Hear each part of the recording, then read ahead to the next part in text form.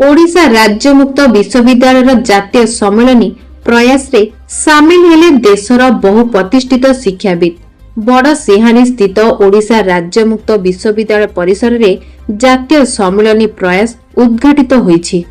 एही अवसर रे नूतन शिक्षानीति 2020 एक जुगस्रष्टा शिक्षानीति शीर्षक आलोचना चक्र रे कुलपति प्रोफेसर श्याम सुंदर पट्टनायक अध्यक्षता करथिले। जातीय शैक्षिक वैषयिक प्रतिष्ठार अध्यक्ष प्रोफेसर अनिल डी सहस्रबुद्धे मुख्य अतिथि भाव योगदान करथिले।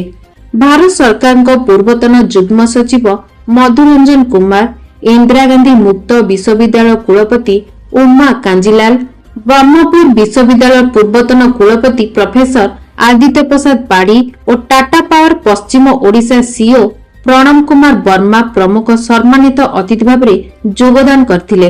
प्रयासर संपादिका डॉक्टर सुभद्रा महाराणा विवरणी प्रदान करथिले। इंग्राजी विभाग अध्यापक डॉक्टर जितेंद्र कार्यक्रम संयोजना करथिले। प्रथम वैषयिक अधिवेशन रे अपहंच अंचल रे उच्च शिक्षा और दक्षतार सामर्थ्य बुद्धि शीर्षक आलोचना होइतिला। एथिरे पूर्व अतिथिଙ୍କ समेत आईआईएम निर्देशक प्रोफेसर महादेव जयस्वाल, भिसुट कुलपति प्रोफेसर दीपक कुमार साहू, पश्चिम बंग मालदार जीके, CIT professor CB John, Gangadhar Meher, विश्वविद्यालय कुलपति प्रोफेसर सुशांत दास प्रमुख आलोचना रे अंशग्रहण करथिले। NIT TTR Bhopal professor LS Raju, professor Ranjit Singh, professor Suman Pattnaik प्रमुख जोग देथिले। ओडिशा राज्य मुक्त विश्वविद्यालय परीक्षा नियंत्रक doctor Suresh Chandra Patel, doctor Navneet Kumar, doctor Puja Gupta, doctor Sarjin Mallick और सुश्री सिमरिन राउत प्रमुख परिचालना करथिले।